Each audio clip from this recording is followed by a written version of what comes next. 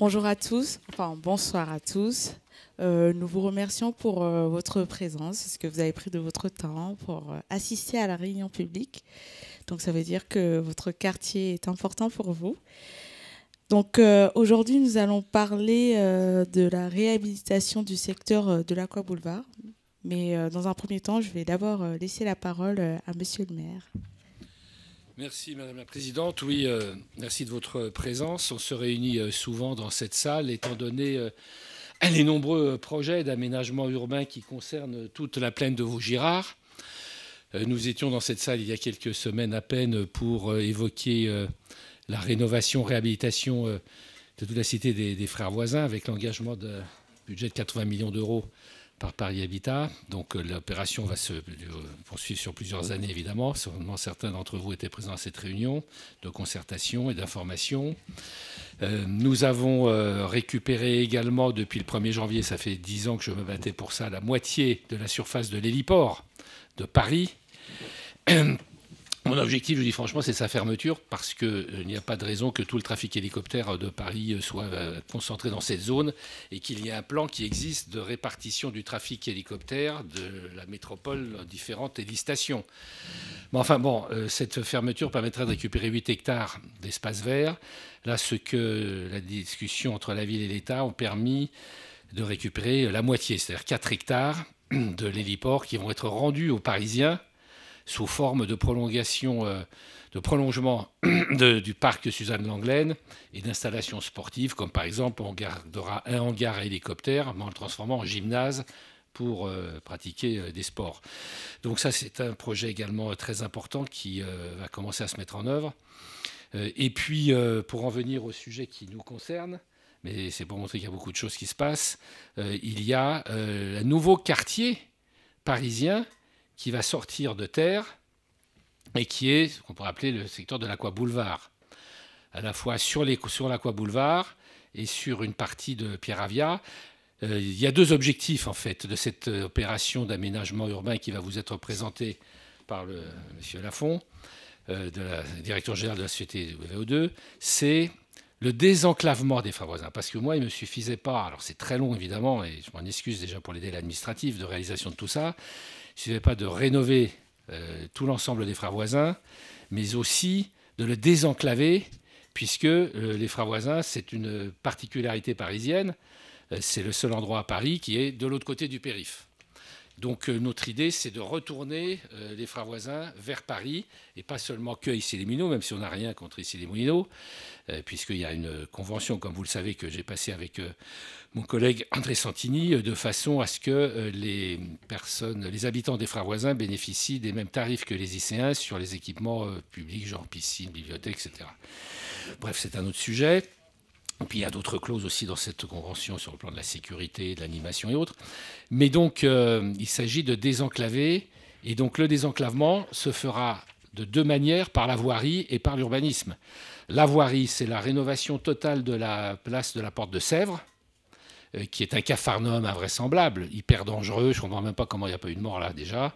Moi, ça fait des années que je demande à la voirie de travailler là-dessus, parce que vous avez les flux piétons de toutes les entreprises, les salariés qui sont installés au Club Pierre-Avia par milliers, qui rentrent le soir, le matin, qui traversent tout ça n'importe comment, au milieu des cyclistes, du tramway, des vélos, des camions qui rentrent sur le périph', qui sortent. Enfin, c'est catastrophique. Il faut vraiment qu'on trouve des solutions. Donc, réaménager cette place, qui sera une place d'entrée en quelque sorte sur la partie extérieure à Paris du 15e. Et puis, pour vous donner une idée facile à comprendre, c'est que là où il y a l'entrée de l'Aqua Boulevard par Décathlon, eh bien, on casse tout. Du côté droit, si je peux dire, on refait totalement l'Aqua Boulevard.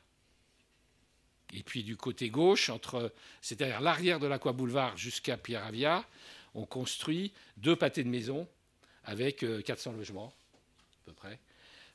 Qui seront à la fois une résidence universitaire, qu'on a besoin parce que le 15e est devenu le 2e arrondissement universitaire de Paris avec 35 à 40 000 étudiants, donc on a besoin de beaucoup de logements étudiants, avec des commerces à pied d'immeubles, le long de cette rue piétonne qui va traverser, qui va séparer ces deux côtés, Aqua Boulevard d'un côté et ce nouveau quartier de l'autre. Donc allée piétonne qui va aller presque jusqu'à chez vous, pas tout à fait, mais quand même. C'est une allée piétonne, arborée. bordé de commerces, de cafés, d'immeubles avec des bureaux, des logements privés et en accession à la propriété BRS, bail réel solidaire. Un centre médical, comme c'était demandé d'ailleurs par la population, vous en souvenez certainement, une maison de santé en secteur 1, etc., etc. Donc, avec une grande place au milieu, qui donnera sur l'Aqua Boulevard, sur les cinémas, qui sera de la taille à peu près de la place de la Contrescarpe, je ne sais pas si vous voyez où c'est, dans le quartier latin. Donc, voilà, c'est ce nouveau quartier qui va sur les deux terres. Les permis de construire ont tous été accordés. Donc maintenant, l'opération n'a plus qu'à commencer. Et vraiment, ça fait partie des éléments les plus importants de la rénovation de ce qu'on appelle la plaine de Vaugirard. Donc tout cet ensemble de plusieurs dizaines d'hectares qui est au-delà du périph', avec, comme je dis, l'héliport, les Frères Voisins, la place de la Porte de Sèvres, le Suzanne Langlaine aussi, bien sûr, et puis cette opération urbanistique qui a été approuvée à l'unanimité par le Conseil de Paris.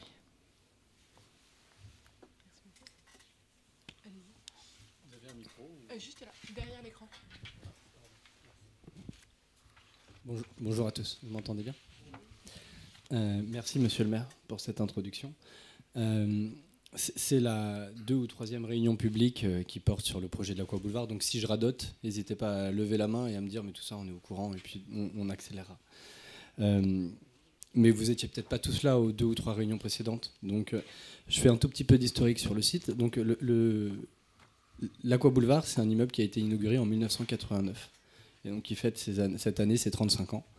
Et en 1989, lorsque l'Aqua Boulevard a été inauguré, autour, il n'y avait pas le tramway, il n'y avait pas les 2 lignes de métro qu'il y a aujourd'hui, il n'y avait pas autant de logements, et il n'y avait pas les bureaux qu'il y a autour. Autour, c'était des usines. Et on est sur un parcellaire, sur la parcelle de l'Aqua Boulevard, qui est typique de ce qu'il y avait à l'époque, un parcellaire en fait, qui est plutôt un héritage industriel ou militaire, d'ailleurs, en ce qui concerne l'aéroport à côté. Et donc l'Aqua Boulevard, c'est une grande parcelle qui fait 6 hectares, en fait, qui fait 350 mètres de long. On n'a pas ce parcellaire dans Paris aujourd'hui, 350 mètres de long, ça peut être très long lorsqu'on longe et qu'en fait on longe un parking, parce que c'est le cas aujourd'hui sur l'Aqua Boulevard. Et puis c'est un ensemble immobilier qui a accueilli un programme qui avait une pertinence en 1989, un grand parc aquatique. Et puis à côté de ce grand parc aquatique, des grandes trames qui étaient initialement conçues pour être des terrains de tennis. Et puis comme il y avait des enjeux de coût déjà à l'époque évidemment, le parking, qui normalement aurait pu être enterré, n'a été que partiellement enterré. Il y a un niveau de parking et puis un parking au rez-de-chaussée. On ne fait plus ça aujourd'hui, les parkings au rez-de-chaussée, parce que c'est très compliqué d'animer des pieds d'immeuble lorsqu'on donne sur du parking. Et puis au-dessus de ce parking, des grandes trames structurelles. Donc en fait, il y a un grand système poteau-poutre, vous voyez, fait pour accueillir des terrains de tennis à l'époque. C'est comme ça que ça avait été conçu dans les années 80 et c'est comme ça que ça a été inauguré en 1989. Et l'ambition, c'était que ce qui est aujourd'hui la salle Equinox, en fait, c'était le cours numéro 1. Et ce qui est aujourd'hui la grande salle de cinéma qu'il y a à côté du siège de la SMA BTP, c'était le cours Suzanne Langlaine, si vous voulez, qui devait pouvoir accueillir des grands tournois de tennis et tout un tas de terrains de tennis. Ça avait été pensé comme ça à l'époque. Et puis, évidemment, il y a eu un moment des enjeux de rentabilité économique de ce site. Il y a eu de moins en moins de licenciés de tennis. Il y a eu aussi une offre publique de très bonne qualité et à des coûts tout à fait abordables qui a vu le jour à côté, autour. Et donc petit à petit, il y a eu de moins en moins de pertinence pour les tennis et la nature ayant horreur du vide, il a fallu repenser la programmation de ce site. Et donc dans les années 90, ce site a évolué en accueillant des cinémas dans un premier temps, mais le cinéma en fait n'a fait que s'insérer dans cette structure de terrain de tennis. Et puis il y a des espaces événementiels dans la Palmeraie et l'Equinox, qui de la même manière n'ont fait que réutiliser ces grands volumes, et puis quelques commerces. Et donc ce site aujourd'hui, il n'a pas évolué en fait substantiellement dans son urbanisme, dans ses volumes depuis 35 ans, et tant et si bien que quand même, ce qui caractérise aujourd'hui le site de l'Aqua Boulevard, c'est une très très grande obsolescence. Une obsolescence dans un premier temps sur le plan programmatique, c'est-à-dire que à l'intérieur de l'Aqua Boulevard, sont arrivés des programmes qui petit à petit ont perdu leur pertinence et aujourd'hui lorsque vous vous promenez dans l'Aqua Boulevard, c'est quand même pas très heureux l'offre que vous pouvez y trouver par rapport au potentiel du site. Une obsolescence en termes d'urbanisme, je le disais, on longe plus 350 mètres de parking, ce qu'on fait aujourd'hui le long de la rue Pierre-Avia, évidemment, aujourd'hui, c'est pas quelque chose qu'on recommande. Ne serait-ce que l'entrée au site et son accès vers Paris. Je ne sais pas si vous avez déjà été entre la ligne 8 du métro Ballard et l'accès à l'Aqua-Boulevard. Donc là, c'est le parcours du combattant. Vous arrivez en haut du métro, vous devez d'abord traverser les lignes de tramway, puis si vous arrivez de l'autre côté de la rue, vous avez la bretelle d'accès au périph'. Si vous êtes encore en vie, vous passez sous le pont, qui n'est pas quand même aménagé de manière très satisfaisante. Et là, bon courage, vous arrivez sur le rond-point, donc deuxième bretelle d'accès au périph', accès à la rue qui longe l'héliport. Et là, si vous êtes encore en vie, encore une fois, vous pouvez slalomer entre les scooters pour arriver à l'entrée du site. Et donc, quand on a été voir Philippe Goujon en lui demandant « Mais quel est le projet que vous voyez, monsieur le maire, pour l'Aqua-Boulevard ?» Il a très tôt été question d'adresser ces problèmes d'accessibilité au site, de programmes obsolètes et d'urbanisme qui étaient non satisfaisants. Et la demande, très tôt, c'était, dans un premier temps, d'ouvrir le site, de désenclaver ce grand site qui aujourd'hui est autiste, un petit peu quand même renfermé sur lui-même, pas du tout ouvert sur l'extérieur, que ce soit sur la cité des Frères Voisins au sud, que ce soit sur le parc Suzanne Lenglen à l'ouest, que ce soit sur la place Louis-Armand au nord, ou que ce soit sur la rue Pierre-Avia à l'est. Donc la première demande, c'était d'ouvrir le site sur l'extérieur. Et la deuxième demande, c'était aussi de retourner un petit peu ce site et cet accès qu'on a, qui aujourd'hui est l'immeuble de bureau Le Sextant, qui est l'immeuble vert, là. De retourner un petit peu ce site vers Paris, parce qu'aujourd'hui, c'est vrai qu'on a là l'entrée, certes de l'Aqua-Boulevard, mais également du parc Suzanne Lenglen, donc le plus grand parc sportif de la ville de Paris. Et c'est vrai que lorsqu'on arrive aujourd'hui depuis Paris vers cette entrée de parc, on n'est pas du tout sur quelque chose qui est à l'échelle de ce que ça pourrait être. On n'a pas l'impression de rentrer dans Central Park lorsqu'on arrive aujourd'hui alors qu'il y a ce potentiel et que très tôt, monsieur le maire, vous nous aviez dit, je me battrai pour réduire cet héliport et puis pour pouvoir prolonger ce parc, augmenter ce parc, réduire ce sujet d'accessibilité vers Paris et offrir cette entrée de parc à l'échelle finalement de l'équipement public qu'on a derrière. Et donc la demande, c'était aussi de s'intégrer dans ce projet plus global qui était porté déjà par la ville et de faire en sorte que toutes ces problématiques finalement soient en partie résolues par le projet. Et puis après, quand on arrive à l'intérieur du projet, pour ceux qui connaissent et qui sont déjà rentrés à l'Aqua-Boulevard, en fait, c'est un urbanisme de dalles que vous avez sur l'Aqua-Boulevard qui est assez caractéristique de ce qu'on faisait dans les années 70-80, qui peut avoir d'ailleurs certains atouts dans certains quartiers, mais ce qui là est compliqué. Donc, vous rentrez dans l'Aqua-Boulevard, vous avez ces escalators qui vous permettent de monter. D'accord ? Donc vous montez à 7 mètres de haut à peu près, parce que vous êtes au-dessus des parkings. Et puis après, vous avez cette galerie commerciale. Donc il nous a aussi été demandé peut-être de retrouver le niveau du sol, de retrouver un urbanisme plus parisien, adapté à l'échelle du piéton, et une mixité programmatique qui aujourd'hui n'existait pas. Donc il y a la question des logements, il y a la question de l'activité économique, et puis il y a aussi la question des équipements publics. Et là, on a eu des échanges ensemble, déjà il y a quelques années, où il nous avait été demandé des équipements publics, en particulier une crèche, en particulier un local médical, en particulier quelques commerces spécifiques, pour finalement rentrer en complémentarité avec ce qu'il existe au niveau de la cité des Frères Voisins, et puis peut-être aussi au niveau d'Issy-les-Moulineaux, juste à côté. Donc le projet depuis a mûri, le site... On le développe depuis 2022. Le projet a été obtenu, purgé, et là on est en train finalement de préparer toutes les études techniques détaillées pour pouvoir démarrer les travaux. On parlera un petit peu du calendrier. Voilà un petit peu le contexte global de mise au point du projet et de ces 3 dernières années et des échanges qu'on a pu avoir ensemble. Alors je ne vais pas parler du coup du plus grand projet autour du quartier, c'est-à-dire de l'extension du parc, du projet de réaménagement du carrefour, parce que ce sont des projets qui sont évidemment portés par la mairie centrale, poussés par la mairie d'arrondissement. Donc je me concentre sur la partie que je connais la mieux, qui est la partie vraiment de l'Aqua-Boulevard. Donc le projet tel qu'il est envisagé, c'est un projet où on vient totalement ouvrir le site.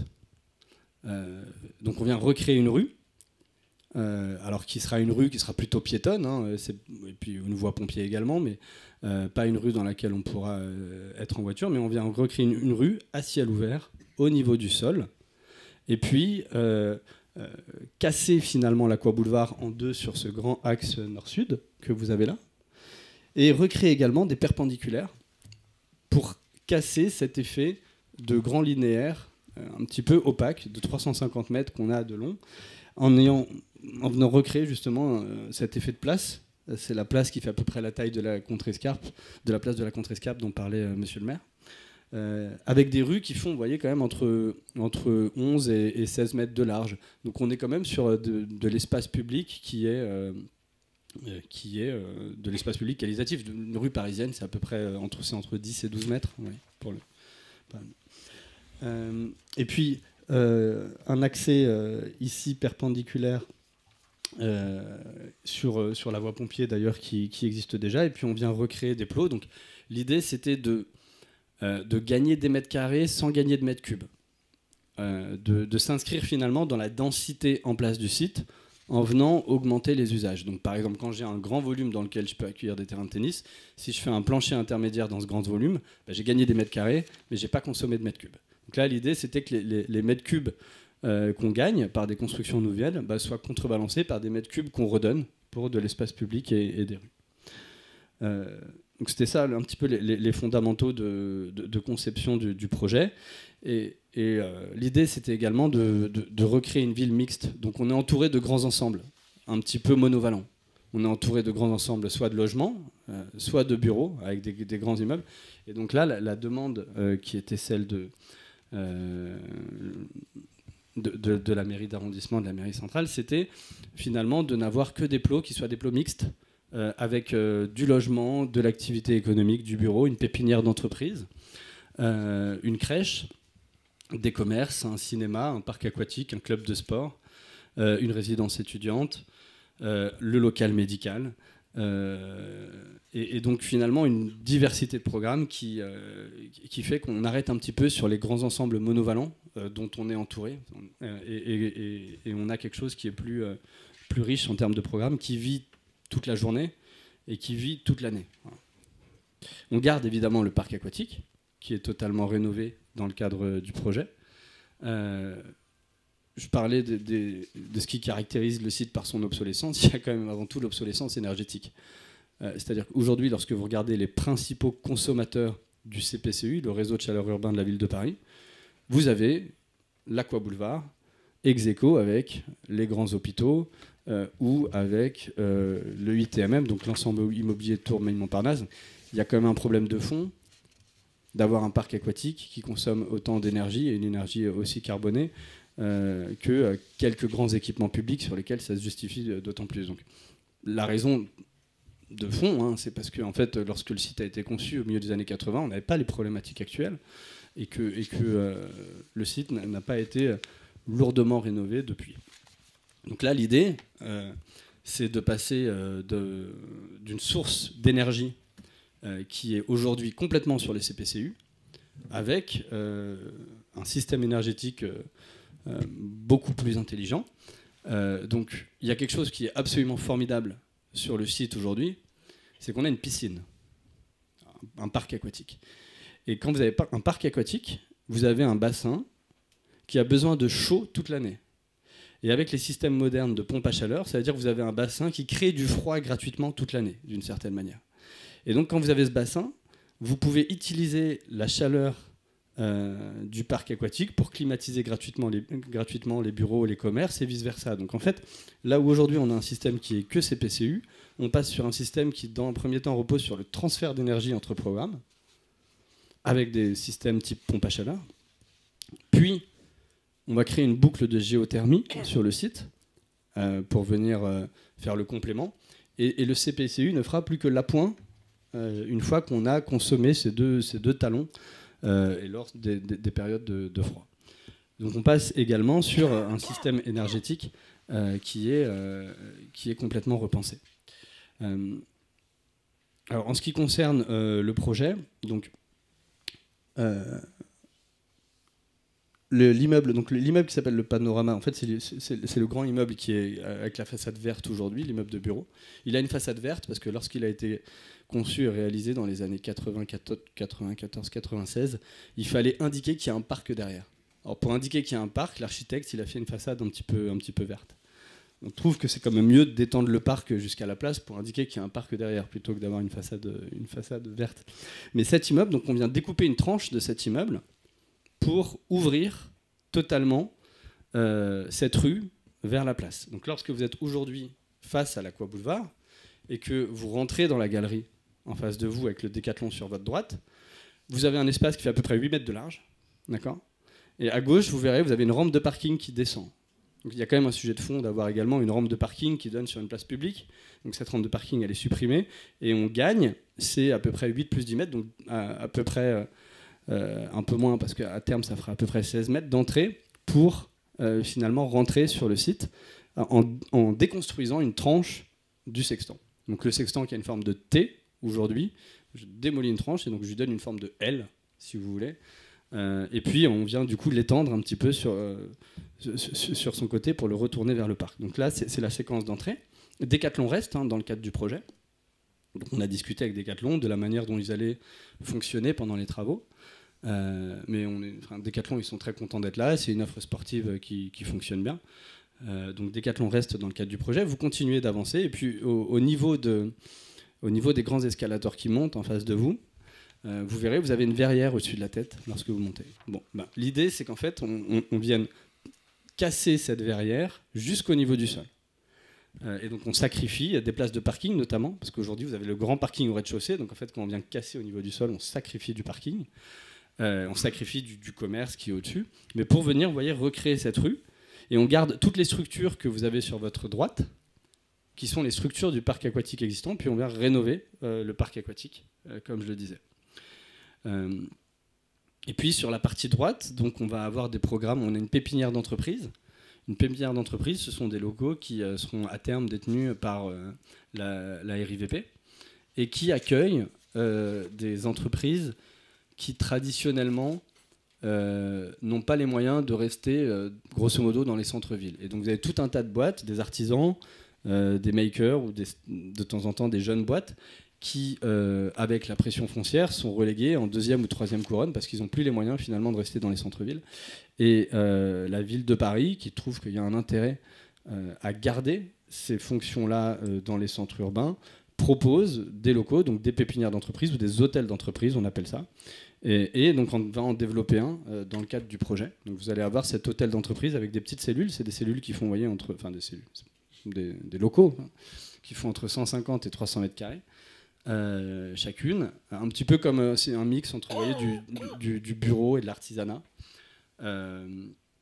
Et l'idée, c'est que la ville puisse le commercialiser. Alors derrière, très souvent, la ville décide de thématiser ses pépinières. Et donc dans Paris, vous en avez une où le thème c'est les médias, une autre où le thème c'est le sport, une autre où le thème c'est la mode, etc. Donc je ne sais pas s'il y aura une thématique à cette pépinière, mais donc sur votre main droite, à côté du parc aquatique, à la place de l'espace qui aujourd'hui est la Palmeraie, vous allez avoir cette pépinière d'entreprise et puis au-dessus des halls pour les logements. Un des sujets de dysfonctionnement du site existant, c'est les problématiques acoustiques entre les espaces événementiels et les logements qui sont de l'autre côté de la rue. Ça nous a aussi été remonté très tôt. Alors, une des raisons pour laquelle ça ne marche pas, c'est parce que les espaces, comme je le disais, les espaces événementiels n'avaient pas été conçus comme tels. On est sur des grands systèmes poteau-poutre avec des façades qui sont assez légères. Donc ça avait plutôt été conçu pour accueillir du sport. Et quand vous y mettez de la musique amplifiée, forcément, ça pose un problème. Et puis en plus, s'il y a bien des programmes qui cohabitent mal, c'est l'événementiel et les logements. Parce qu'en fait, l'événementiel, c'est le soir. Et les logements, le soir, les gens sont chez eux. Donc là, on supprime ces deux salles événementielles. On va y mettre, comme je disais, la pépinière des logements au-dessus.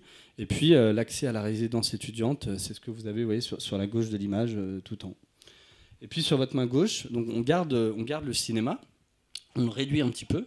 Le cinéma, aujourd'hui, il fait 14 salles. Donc, on va le passer à 9 salles. Parce que quand on vient créer la rue, en fait, la rue que vous voyez, qui est créée, la perpendiculaire, en fait, elle est tapée sur 2 salles de cinéma. On n'a plus ces 2 salles.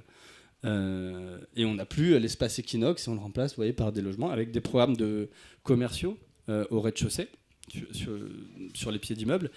Et l'idée, c'est d'avoir un enchaînement, lorsque vous vous promenez, un enchaînement de commerce, de halls de logement, de restaurants, de halls de bureaux. Vous voyez, quelque chose qui soit beaucoup plus rythmé que le grand linéaire un petit peu opaque qu'on a aujourd'hui.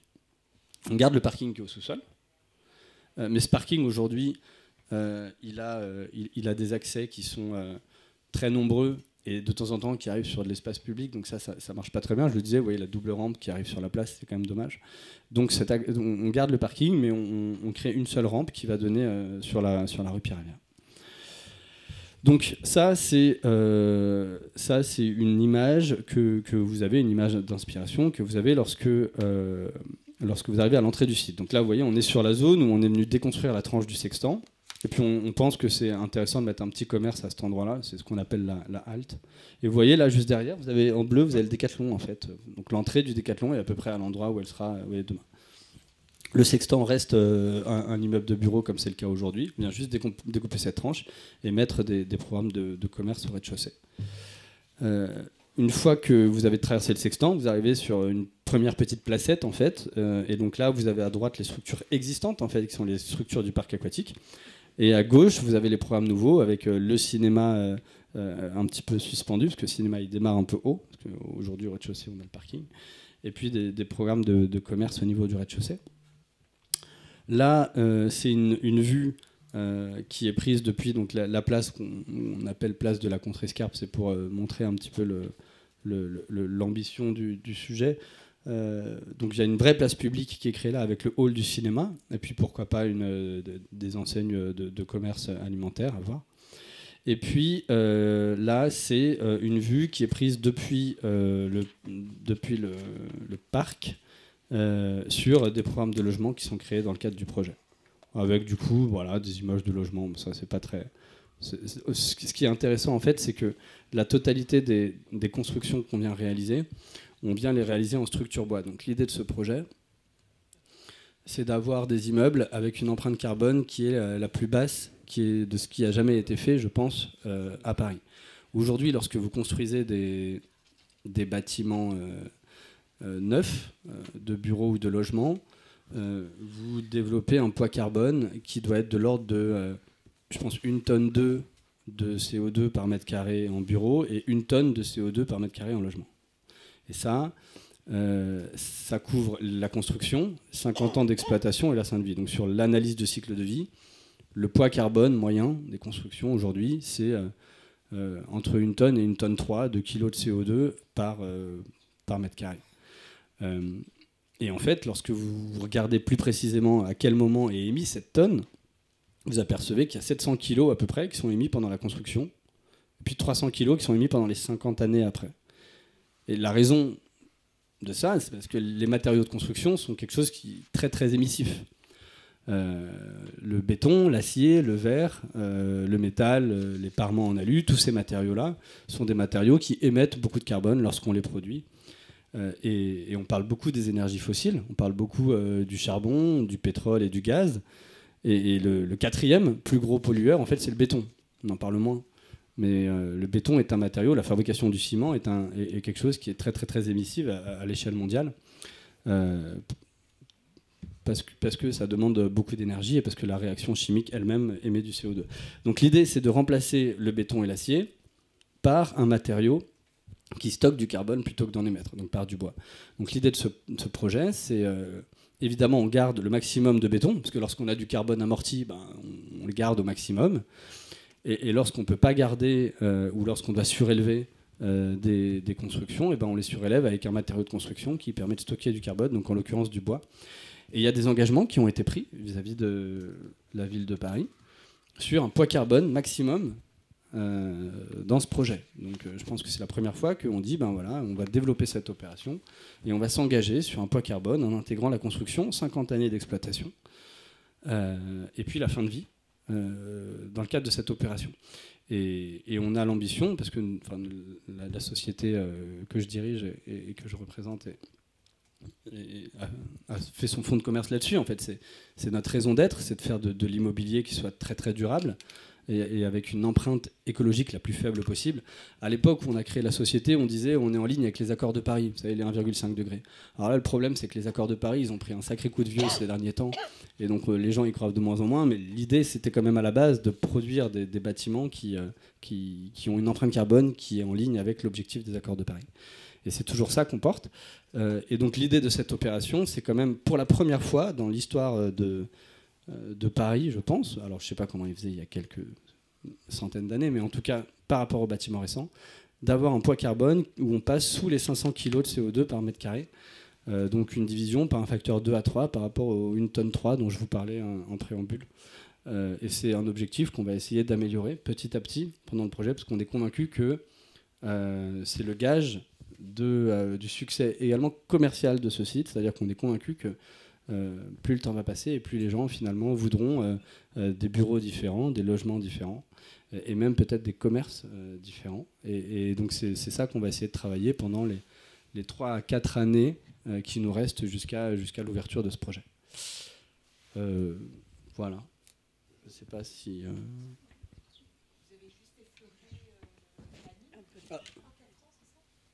Et ben voilà. Sur le planning, ouais. Pardon. Donc on est en pleine étude technique. C'est des études techniques qui sont très très lourdes. On aimerait bien démarrer les travaux milieu d'année prochaine, mi-2026. Et après, donc il y a pas mal de petits travaux préparatoires qui peuvent être un petit peu compliqués. Et livrer, on aimerait bien d'ici 2028. 2028, début 2029, on verra. Enfin, voilà, les travaux vont être un tout petit peu longs. On va essayer de les réduire au maximum. Mais voilà dans les grandes lignes le planning du projet. Oui, au premier sous-sol, il y a un centre de tir. On peut poser des questions là Attendez d'abord les conseillers de quartier. Oui, est-ce qu'il y a des questions dans la salle par rapport à ce qui vient d'être dit? Donc, d'abord les conseillers de quartier. Oui, bon, effectivement, ça semble être un projet intéressant. Au moins, on a l'impression que c'est beaucoup plus vivant, plus aéré. Moi, j'avais quelques questions parce que vous parlez de logement. Donc, quelle va être la part de logements sociaux et la part de logements privés? Puisqu'on a vu des photos assez sympathiques. Hein, bon, voilà. Et puis, d'autre part, bon, vous parliez du bois, c'est bien, mais en fait, l'isolation du bois est extrêmement polluante. Donc, dans le CO2, je ne sais pas, mais c'est avéré. Hein. Mais c'est beaucoup mieux que du béton, de toute façon, ça, c'est certain. Et également, donc, vous avez une pépinière d'entreprise, des commerces, etc. Quelle va être la concurrence par rapport à la tour Triangle, qui va être finie à peu près un peu avant? Pardon? Le programme d'ici Cœur de Ville, je pense notamment Ici les Moulineaux. Non, mais certes, mais si vous voulez, non, je parle des bureaux. Hein, ça vous conseille. Oui. Mais enfin, excusez-moi. Est-ce que, s'il vous plaît, on peut respecter l'ordre des choses, s'il vous plaît? Donc, concernant la programmation, il y a à peu près un petit 20 000 m², 22 000 m² de logement au global en surface de plancher. Il y a à peu près 30% qui sont dédiés soit à une résidence étudiante sociale, vendue à la RIVP, soit à du logement intermédiaire, vendu à l'organisme, à l'OFS de la ville de Paris. C'est du démembrement, voilà, pour faire du logement intermédiaire. Le reste, ça sera du logement familial, avec des T1, T2, T3, T4, T5, etc., pour accueillir des familles. Ça, c'est la première question. La deuxième question concernait l'isolation. Alors, vous avez raison, il y a certains types d'isolants qui sont polluants, beaucoup moins que le béton, beaucoup moins que l'acier, beaucoup moins que le verre ou beaucoup moins de l'alu, mais c'est quand même un poids carbone en soi. Donc l'idée, c'est de les remplacer au maximum par des isolants biosourcés ou géosourcés. Et de toute manière, lorsque je parlais du poids carbone sur lequel on s'engage, on calcule absolument tout. C'est-à-dire que maintenant, on a des fiches qui décrivent le poids carbone de chacun des matériaux de construction qu'on utilise, et on intégrera évidemment les isolants, comme en fait le reste des matériaux de façade, qui représentent, comme vous le disiez, une part non négligeable du poids carbone. Le troisième sujet, c'est la concurrence en ce qui concerne à la fois les bureaux et les logements. Les commerces, excusez-moi.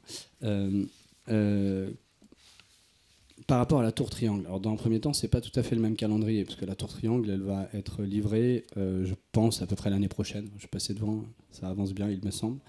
Donc c'est pas le même calendrier. Pardon ? Excusez-moi, on va respecter l'ordre des choses, s'il vous plaît. Alors c'est pas moi. Donc la tour triangle va être livrée plus tôt, petit 1. Petit 2, c'est pas du tout les mêmes jauges de surface, le même positionnement produit.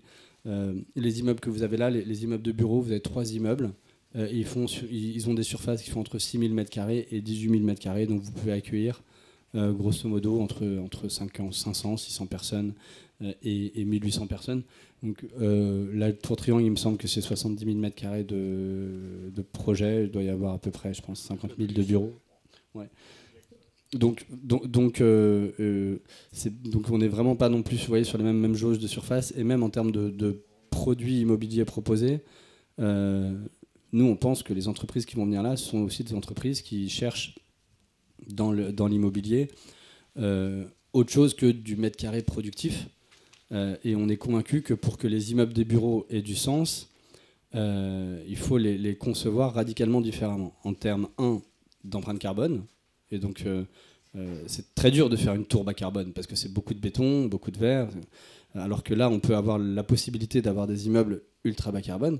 Et puis, après, en termes de qualité de produit, c'est-à-dire que lorsque vous êtes sur des petits immeubles comme ça, on pouvait proposer des choses, ça a l'air très bête, mais des fenêtres qui s'ouvrent, des terrasses, des balcons à tous les étages. Vous proposez du bois à l'intérieur et vous avez l'impression d'être dans un environnement qui est beaucoup plus sympathique que ces souffrances qu'on inflige aux salariés lorsqu'ils vont travailler à la Défense, où il y a beaucoup de similitudes entre les immeubles de bureaux et les prisons. Vous badgez à l'entrée, vous vous restaurez en sous-sol, vous ne pouvez pas ouvrir la fenêtre, vous respirez de l'air en boîte, vous êtes agglutiné dans les ascenseurs, vous êtes sous un éclairage de cabinet de dentiste. Donc ça, c'est des bureaux tels qu'à mon avis, ils vont avoir beaucoup de mal à trouver preneurs. Et l'idée, c'est, nous, dans ce projet-là, de proposer des bureaux qui soient mieux qu'à la maison, d'avoir des espaces radicalement différents. Et on est convaincu qu'on va réussir à tirer notre épingle du jeu en proposant des produits qui sont radicalement différents. Donc on n'est pas sur le même produit, on n'est pas sur le même marché et on n'est pas sur le même calendrier. Donc on pense qu'on peut tout à fait cohabiter avec la tour triangle. Et en termes de commerce, on n'a évidemment aucune idée aujourd'hui de quelles seront les boutiques qui se développeront dans 4 ans, parce que c'est un métier qui est compliqué. Si vous demandez aujourd'hui à un petit commerçant, est-ce que tu veux m'ouvrir une boucherie à horizon 2029, je pense que vous allez avoir peu de gens qui peuvent prendre ce type d'engagement. Donc on commercialisera vraisemblablement dans 2 ans à peu près. On a pris des engagements également vis-à-vis de la mairie du 15e et également de la ville d'Issy-les-Moulineaux de discuter avec eux pour qu'il y ait une pertinence commerciale d'ensemble. De toute manière, il y a largement assez de bureaux, de logements pour qu'il y ait une programmation qui soit cohérente sur l'ensemble. Et on a tout intérêt à ce qu'il y ait plutôt des programmes qui viennent en complémentarité par rapport à ce qui se fait à côté que des programmes qui se font concurrence, parce que après c'est toujours un peu compliqué. Donc voilà, on fera ça en bonne intelligence lorsqu'on lancera la commercialisation des boutiques dans quelques années. Attendez, je vais juste m'assurer par rapport aux questions. Je voudrais poser une question. Là, on va supprimer des parkings au rez-de-chaussée. Mais est-ce qu'on en créera d'autres? Parce que là, ça va amener encore... On a besoin de parking. Il y a un parking, mais est-ce qu'il sera suffisant pour tout cet ensemble? Alors, oui, il y a un parking au sous-sol. Il reste à côté du stand de tir. Il y a un stand de tir qui part. Je suis désolé. Je sais pas, peut-être qu'il revient d'ailleurs. Je ne sais pas. Il faudra que je me renseigne. Ouais, exactement. Le centre de tir de ces messieurs. Donc je ne sais pas s'il revient à terme ou pas. Il faut que je me renseigne. En tout cas, il y a ce parking au sous-sol qui est conservé dans le cadre du projet. Il y a aussi un parking au sous-sol -2 sous les logements de la RIVP et de la CDC. Vous avez les logements là, qui sont au sud du site. Il y a une nappe de parking des logements et puis il y a une deuxième nappe de parking donc, qui est, elle, rattachée à l'Aqua Boulevard. Donc tous ces parkings-là, ils restent dans le cadre du projet. Est-ce que ça va être suffisant? Oui, nous on pense que oui, parce que les gens vont de plus en plus venir en transport en commun ou à vélo. On crée des très grands locaux vélos pour pas que ce soit l'anarchie des vélos tout autour du site. Donc on crée énormément de locaux vélos pour le projet. Et on pense que si les locaux vélos sont bien aménagé, ça veut dire de plein pied au rez-de-chaussée, avec des endroits pour les charger, avec des douches et des vestiaires, avec des portes qui ne sont pas trop compliquées, parce que c'est très compliqué les portes quand on rentre dans des locaux vélos, d'avoir le vélo dans une main et d'ouvrir la porte de l'autre, enfin, ce genre de choses. Si on arrive à bien les aménager, on pense qu'ils vont être très utilisés et qu'il y a largement assez de stationnement. Donc tout ça, on en a fait des études de trafic pour vérifier que compte tenu de la programmation à venir, il y a suffisamment de stationnement et elles sont extrêmement conclusives sur le fait que les stationnements prévus sont largement suffisants. Aujourd'hui, le parking est très vide entre nous. D'accord. Alors, je pense qu'on peut passer aux habitants. Quelqu'un vous souhaitez poser des questions? Attendez, il y a... Attendez, Micro. madame, il y a un micro parce que ça va être retranscrit. Non. Pardon. Enfin, retransmis plutôt. Merci. Quelle sera la hauteur maximum des bâtiments et notamment des bâtiments d'habitation qui seront construits? La hauteur maximum du PLU dans le secteur, Oui. c'est 32 mètres de haut. C'est-à-dire cet étage? Oui, à peu près. Ok. À peu près, oui, tout à fait. Merci. Pas 32 mètres. Vous avez un peu plus au rez-de-chaussée, et puis après vous avez un dalle, donc je pense 7 à 8 étages, enfin ça Parce dépend que des logements des bureaux. Personnellement, j'ai une belle vue sur la Tour Eiffel, ça me ferait mal au cœur de ne plus la voir. Oui. Bah oui, voilà. Bon, en tout cas, on est moins haut que des projets aux alentours. Voilà, ça peut vous rassurer. D'autres questions? Oui. Bonjour, Tout par rapport au bois, à la construction, aux bâtiments qui donnent sur la rue, il y aura beaucoup de verre ou pas? Je vous explique, au bout de la rue du Colonel Avia, il y a des bureaux qui sont uniquement vitrés. Et avant, il y avait une usine de 2 étages en briques qui était très bien. Et là, c'est une horreur. C'est-à-dire que quelqu'un qui parle dans la rue, comme moi, là, normalement, on l'entend au 10e étage. Et ce que je n'ai pas vu encore sur votre plan, c'est le bout de la rue. C'est-à-dire que est-ce que la voirie sera agrandie ou pas? Je vous explique. On se trouve avec un arrêt, un terminus d'autobus qui bloque. Il a peu de place. Il bloque la circulation et j'avais proposé l'année dernière que le terminus soit déplacé plutôt vers le début de la rue du Colonel Avia. Parce que nous, question sécurité, les pompiers ou les gendarmes, quand ils sont avec une urgence, ils ne peuvent pas passer. Et comme il y a beaucoup de camions de livraison pour le Franprix, c'est non-stop toute la journée et ça bloque très très souvent et les autobus et les voitures et tout le temps. Donc ce serait, alors si vous voulez, la voirie agrandie, ce serait bien, mais ce serait catastrophique pour nous parce qu'on serait encore plus sur la rue et encore plus avec le bruit et la pollution. Alors, Je vais laisser monsieur Pierre-André Coche, qui est conseiller d'arrondissement, délégué au transport. Oui, madame, vous habitez où exactement?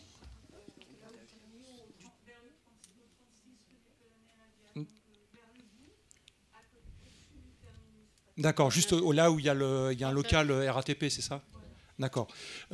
Oui, alors effectivement, vous faites bien d'attirer l'attention sur ce problème, parce qu'il y a là aussi la station-service qui est juste à côté.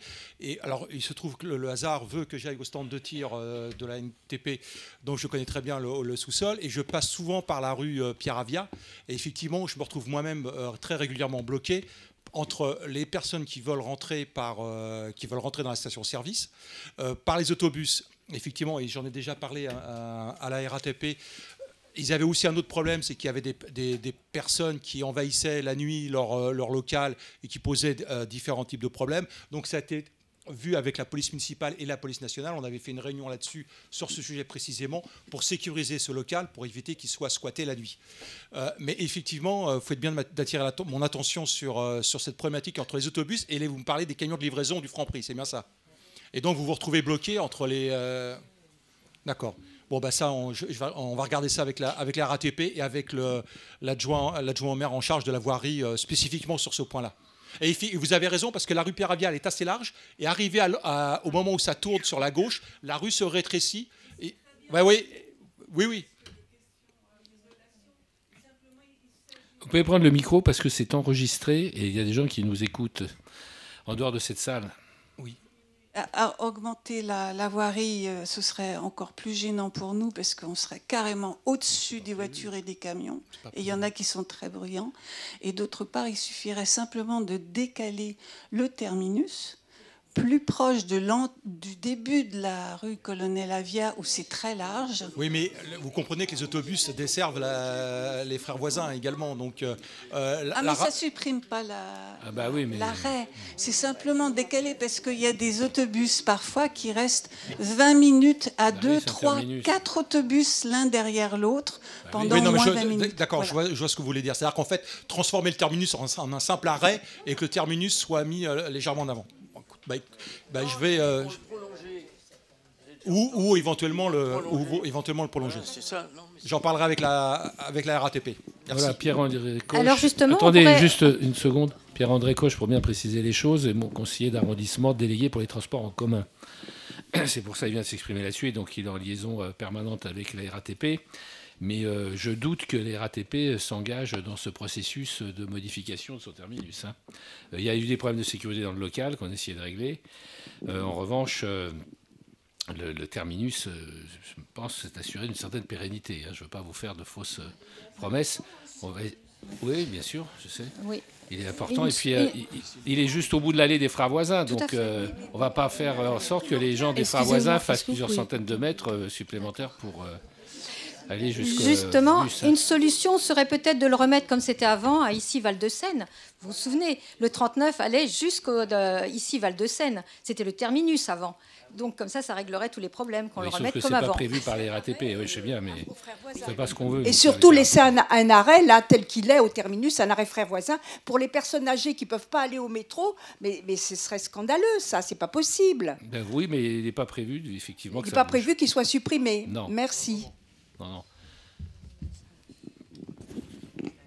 D'autres questions par rapport à Aqua Boulevard? Il n'est pas prévu d'élargir la voirie à cet endroit-là non plus, d'ailleurs. Moi, ce que je voudrais savoir, c'est quel est l'intérêt en 2025. Alors, je sais bien que les années passent et puis les projets sont prévus longtemps à l'avance, mais quel est encore l'intérêt de construire encore des bureaux? Alors, moi, les logements, je suis pour à 300%. Parce qu'on manque toujours de logements. Oui, non, mais là, monsieur, on ne va pas rentrer dans les détails. Je veux dire, ce n'est pas le problème. Les logements, oui, mais les bureaux, quel est l'intérêt d'en faire encore en 2025? Toutes les rues de Paris et partout, les bureaux sont vides. La Défense se vide. Le télétravail. Je veux dire, pourquoi pas plus de logements et encore des bureaux? Alors, j'aimerais avoir l'explication, entre guillemets, parce que je peux supposer qu'il y a un côté financier dans l'histoire. Et quel est l'intérêt de construire encore des bureaux? Parce qu'il y en a partout. Alors, concernant l'intérêt de faire du bureau et l'intérêt programmatique, en fait, dans le programme tel que je vous l'ai présenté, il y a en effet du bureau, il y a également du logement, il y a du commerce, il y a des équipements publics, il y a un parc aquatique. Je ne vais pas revenir sur finalement la quinzaine de composantes commerciales qu'il y a. Alors, plutôt beaucoup de bureaux, plutôt beaucoup de logements. Alors, vous avez des voisins ici qui manifestement questionneraient également la pertinence d'avoir beaucoup de logements. Finalement, le fond du sujet, on est quand même entouré de grands ensembles complètement monovalents. L'immeuble que vous avez de l'autre côté de la rue, c'est un grand bâtiment de bureaux complètement opaque. Le quartier de la cité des frères voisins, les immeubles de la cité des frères voisins, ce sont des grands ensembles de logements sur lesquels, de la même manière, il n'y a pas d'activité économique, il y a quelques commerces, mais l'idée finalement de ce programme, et à mon avis l'idée de tous les projets, c'est d'apporter de la mixité. Ce qu'il faut, c'est que ça vive à la fois en journée, pendant les vacances, le soir, le week-end, et ça, vous ne l'avez de manière pertinente que si vous avez une diversité de programmes qui vous permet de le créer. Donc, dans le cadre du projet, il y a 3 immeubles de bureaux, il y a 5 immeubles de logements, il y a tout type d'ailleurs de logements, vous voyez, entre du social et du logement libre. Après, sur le plan de... on pourrait débattre de quel est le taux de vacances dans Paris. En fait, il se trouve que dans Paris, il y a très peu de bureaux vides. Et à la Défense, il y en a, mais on parle finalement plutôt de produits qui n'ont rien à voir. C'est-à-dire que le problème des bureaux vides de la Défense est plutôt lié aux caractéristiques du produit proposé, c'est-à-dire des tours des années 60, 70, 80 dans lesquels personne ne veut aller, que à la présence de bureaux sur un territoire, notamment la Défense, qui est extraordinairement bien desservi par les transports en commun et un quartier d'affaires qui a un rayonnement européen. Donc le sujet des immeubles de bureaux vides, il existe. Mais contrairement à ce que peut-être vous avez en tête, il existe beaucoup plus dans des secteurs qui sont loin des transports en commun, en deuxième ou troisième couronne, où ce sont des bureaux qui avaient été pensés et conçus à une époque du tout voiture et qui, eux, représentent un nombre de mètres carrés qui est énorme, qui sont vides et resteront désespérément vides, et sur lequel il y a un enjeu de les rénover avec une empreinte environnementale digeste et avec des programmes qui leur permettent de s'insérer dans les quartiers où ils sont. En l'occurrence, en première couronne, et notamment dans Paris, il y a très peu de vacances. Les bureaux sont très pleins. En fait, c'est le plein emploi pour les bureaux quand même dans Paris aujourd'hui. Et les logements également sont très pleins parce que les gens sont demandeurs de logement. Donc, la question du programme que vous proposez, c'est une question évidemment qu'on s'est posée.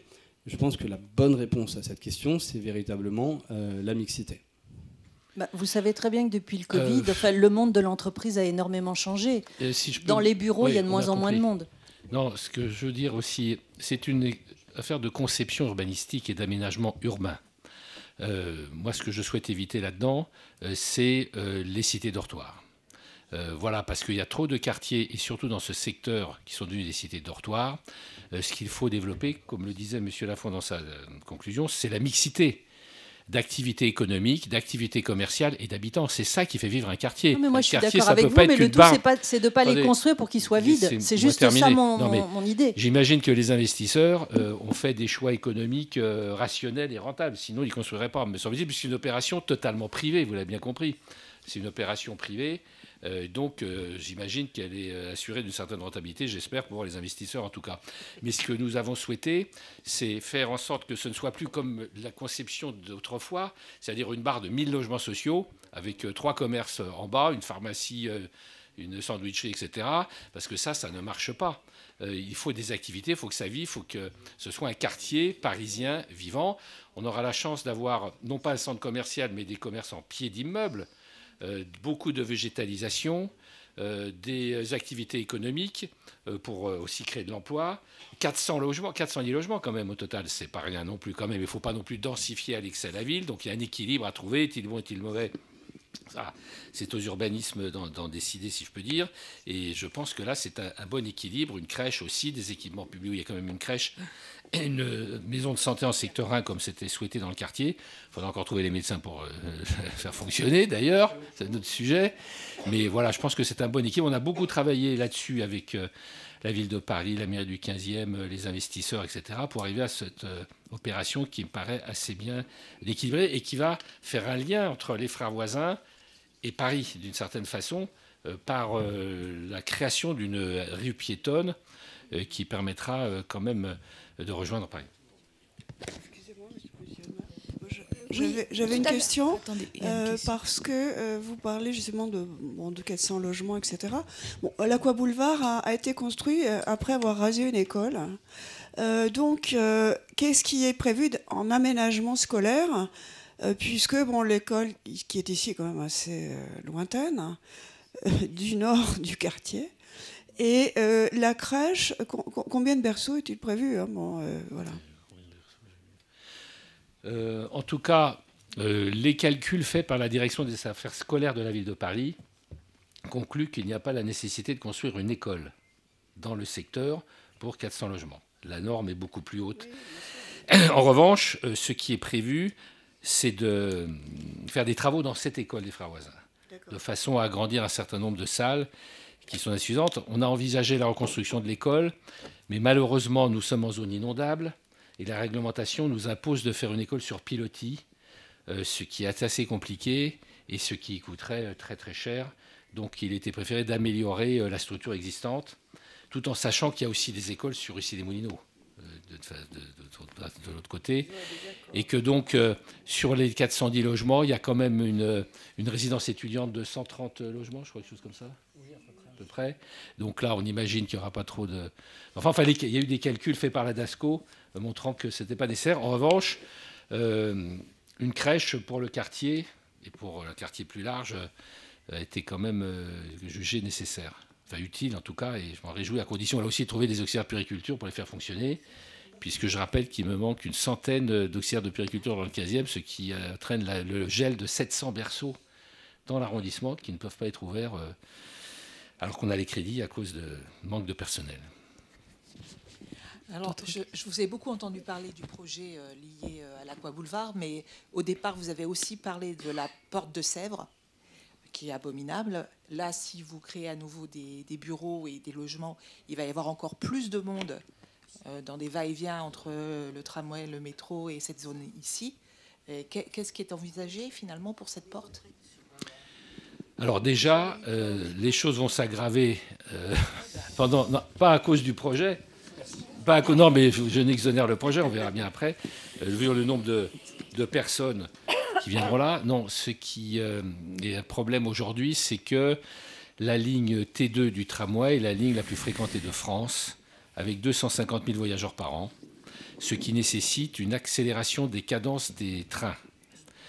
Pour ce faire, la RATP est obligée de modifier la station de tramway, le terminus de la porte de Versailles du T2, de modifier la station. Les travaux ont commencé. Il y a 1 an de travaux pour permettre le retournement des trains, ce qui n'est pas possible, sur Porte de Versailles, et ce qui va améliorer la cadence. Il y aura plus de trains dans une période. Et pendant cette année de travaux, la station terminus de la Porte de Versailles sera place de la Porte de Sèvres. Enfin, la station du tramway qui actuellement... D'ailleurs, c'est actuellement... Suzanne Langlais. C'est déjà... Voilà. Suzanne Langlais. Voilà. Ensuite, nous travaillons d'arrache-pied avec la direction de la voirie de la mairie de Paris pour reconfigurer cette place. On ne peut pas la laisser comme ça, c'est une catastrophe. C'est le problème le plus important de voirie du 15e, cette place. Et surtout, comme vous le dites, on construit encore un quartier. C'est la raison pour laquelle aussi, d'ailleurs, je continue mon combat contre les hélicoptères, parce que c'est quand même une nuisance atmosphérique et sonore important. On va encore avoir des centaines de personnes là qui vont se plaindre. Donc, l'idée, ça va être une idée radicale. Il ne faut pas se leurrer, on va être obligé de prendre des mesures radicales pour limiter la circulation automobile sur cette place qui s'enchevêtre dans tous les sens. Et donc, il peut y avoir la suppression d'une sortie ou d'une entrée du périph' à cet endroit-là, de façon... Parce que qu'est-ce qui se passe ? C'est en fait la sortie du périph' qui embouchonne tout, puisque comme on a construit le quai du tramway Suzanne Langlais, forcément, ça fait un entonnoir. Donc forcément, tout est fait pour que ça ne marche pas. Et ça ne marche pas. En plus, de l'autre côté, ils ont fait le long de périph' une couloir de bus, je me demande à quoi il sert, dans le sens inverse. Enfin bref, il n'y a rien qui marche dans ce secteur. Il n'y a pas une approche globale. Voilà, donc la voie, alors c'est très compliqué, hein, parce qu'il y a l'avenue de la Porte de Sèvres, il y a l'avenue Louis Armand, etc. Et il y a la sortie et la rue Henri Farman. Et la rue Henri Farman, la bretelle de sortie du périph', la bretelle d'entrée. Donc il va falloir... là, il y a des calculs et des études de voirie qui sont faites, et de circulation, pour savoir comment... Ensuite, de toute façon, on ne peut rien faire maintenant à cause des travaux du tramway, mais ensuite, bien sûr, aménager cette place en place de ville, si je peux dire, un peu plus présentable et avec moins de difficultés. Mais c'est vrai qu'avec la station du tramway, de toute façon, on n'a pas 50 options pour réduire la situation. Mais au début... plus les Vélib. Ouais, il était prévu, il y a longtemps, il y a très très longtemps, de prolonger la station Ballard, enfin de faire un couloir souterrain de la station Ballard, la ligne 8, qui déboucherait sur l'Aqua Boulevard. Mais vu le coût de l'opération, ça a été abandonné. Alors, il faut créer un cheminement sécurisé qui va de Ballard jusqu'à l'Aqua Boulevard, etc. Enfin, voilà, la ville travaille sur tout ça. Excusez-moi, monsieur le maire, mais il y a peut-être la région qui a peut-être son mot à dire là-dedans. Elle peut peut-être faire quelque chose, parce qu'il y a quand même des prolongements de lignes de métro dans le nord, dans l'est. pourquoi dans le sud, il n'y a pas de prolongement de la ligne de métro. Et je pense que M. Cassette aurait été bienvenu s'il avait pu venir ce soir pour nous donner son avis au nom de la région. Pourquoi il n'y a pas de prolongement? Ça ne suffit pas. C'est très beau de faire un projet Aqua Boulevard qui est magnifique, je reconnais, qui est très bien pensé et tout, mais s'il n'y a pas d'accès pratique, c'est pas parce qu'il y aura un aménagement de voirie de carrefour que les choses vont changer. Tant qu'il n'y a pas de transport valable, ça ne sera pas accessible. Et ça, c'est certain. Monsieur Lafont l'a évoqué dès le début de votre projet, et c'est tout à fait vrai. Non, mais attention, c'est pas 10 000 personnes qui vont arriver là. Il y a des normes oui, également. Il y a tous les enfants. On ne va pas construire une ligne de métro métro spécifique là-dessus. Mais il y a tous les enfants déjà qui viennent depuis longtemps et qui n'ont pas d'accès. Franchement, non. Ça fait des années que ça dure. Non, mais on a une ligne de bus, une ligne de métro. C'est sûr que c'est très excentré, donc ça pose de grosses difficultés. Mais ce n'est pas la population nouvelle qui va créer beaucoup d'afflux supplémentaires. Ce qui a créé beaucoup d'afflux, c'est l'implantation d'entreprises très nombreuses et très importantes tout le long de la rue du Colonel Peravia, entre Nestlé, Colas, SoftBank Robotics, etc. La Poste, ça fait des milliers de salariés qui arrivent là, effectivement, ça c'est le sujet. Et la liaison avec Paris c'est un problème qui ne trouve pas aujourd'hui de solution très satisfaisante, mais on ne pourra pas créer une ligne de métro supplémentaire. Déjà, on n'a pas réussi à créer un tunnel pour passer sous le périph', de façon à se permettre aux piétons de ne pas risquer leur vie en surface. Donc, oui, bien sûr, mais les crédits n'existent pas. Hein. Et le sujet d'aujourd'hui, c'est surtout l'urbanisme de la zone. Oui, mais la RATP aussi, on avait demandé à la RATP de faire une sortie plus sécure pour les enfants, pour les piétons, c'est-à-dire de la signalétique, que ce soit sortie 1, c'est-à-dire le côté gauche et non pas le côté droit. Et la RATP nous a répondu que le plus court chemin pour eux, c'était le côté droit et que ce n'était pas leur problème. Si c'était très dangereux après, c'était un problème de voirie. Donc là, on pourrait peut-être faire quelque chose en attendant des grands travaux, au moins de faire traverser les enfants et les piétons sortie 1, c'est-à-dire du côté gauche, là où c'est le moins anxiogène et il n'y a pas de rue à traverser. Mais la RATP campe sur ses positions et ne veut rien savoir en disant que ce n'est pas son problème. Voilà, donc on a transmis tous ces sujets qu'on connaît par cœur et on en a discuté ensemble souvent. Vous avez raison sur le fond. Maintenant, l'autorité des transports, c'est Île-de-France Mobilité et la RATP. Hein.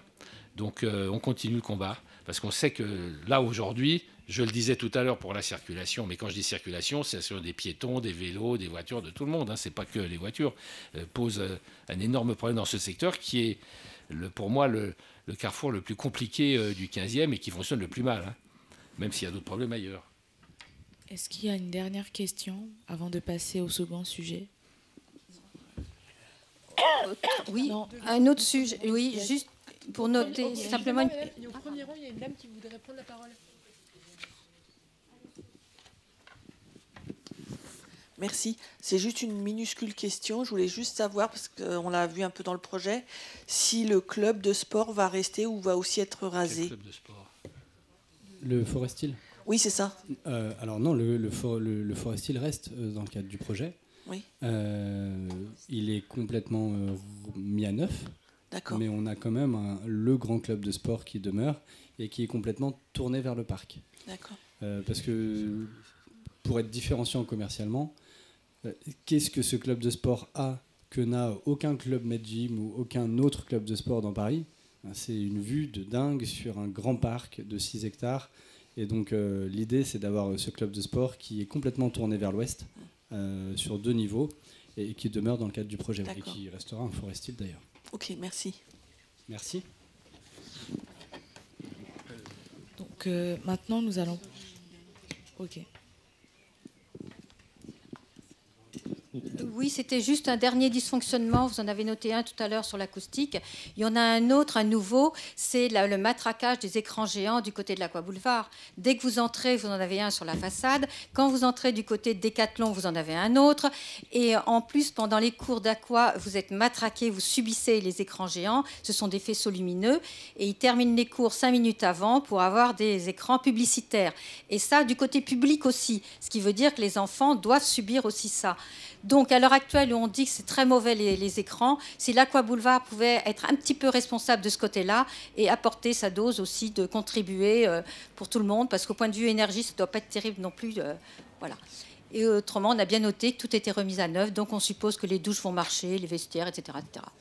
Merci. C'est souhaitable. C'est noté pour les écrans. Je partage votre analyse, madame. Merci. Bon, merci à tous pour vos questions. Maintenant, nous allons passer au deuxième sujet. Donc, il va y avoir une présentation en fait du référent sécurité de la police municipale. Donc, je vais passer le micro.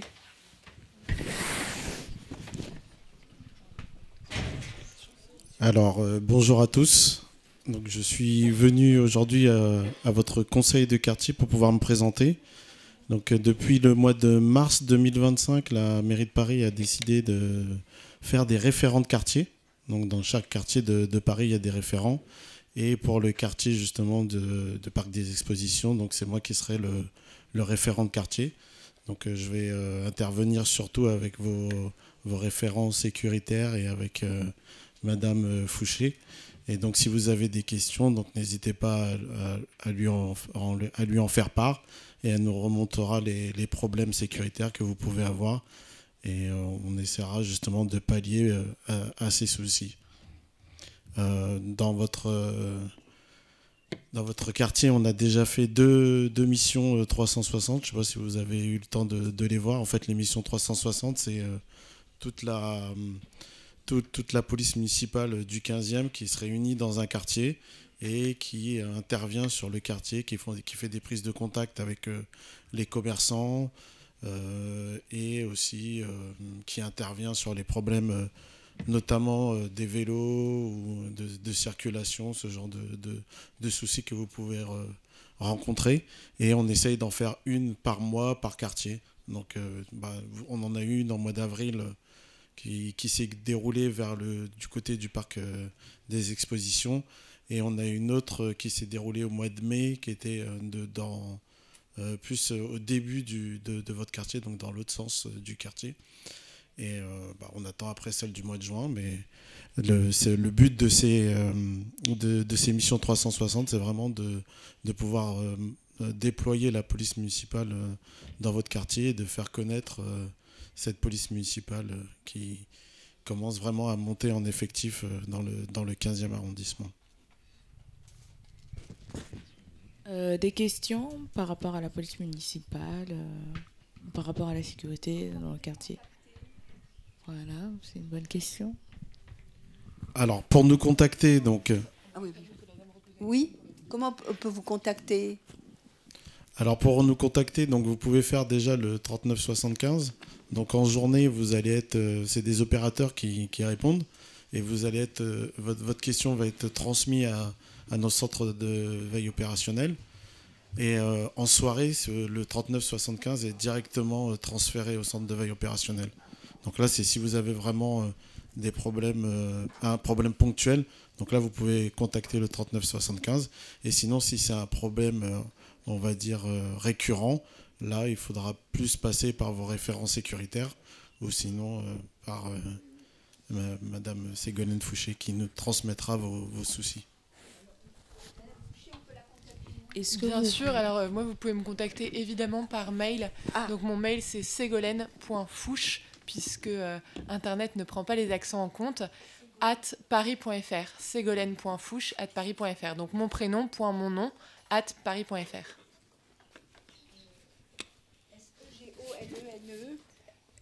.fouch. Tout à fait, exactement. D'accord. Merci beaucoup. Vous êtes intervenu donc à Paris, à Porte de Versailles. Mais le problème, il est encore récurrent. Parce que les vélos, ils continuent à aller tout droit, tout droit. Alors ça, c'est le problème qui est très récurrent sur Paris. Donc il y a Porte de Versailles, il y a aussi tout le boulevard, toute la rue Vaugirard. Et donc toutes les semaines, par contre...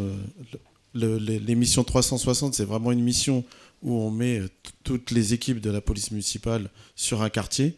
Mais toutes les semaines, on a des missions qui des missions de contrôle, voilà, de contrôle routier sur Porte de Versailles, sur d'autres endroits, mais on ne fait pas une mission de contrôle routier une fois par mois à Porte de Versailles, en fait. La mission 360, c'est vraiment particulier. C'est là où on ramène toute la police municipale dans le quartier, tandis que les autres jours, il y a quand même des missions de contrôle routier à Porte de Versailles, et notamment quand il y a les grandes manifestations, les grands salons. Et là, on a tous les jours des missions vraiment à Porte de Versailles. D'autres questions dans la salle ou, Juste savoir si vous avez plusieurs casernements dans le 15e où vous êtes stationné. Alors, nous, on est situé au 201 rue de Vaugirard, mais on n'a pas plusieurs antennes. On a plusieurs équipes, mais notre station est basée à la rue de Vaugirard. Non, c'est pas au commissariat, c'est un peu plus loin. Oui, juste une question, mais c'est peut-être la mairie qui s'en occupe. En ce qui concerne la sécurité dans le parc, il y a de plus en plus des chiens et des gros chiens non tenus en laisse qui se promènent dans le parc. Et il y a aussi des vélos alors qu'il y a des enfants qui circulent.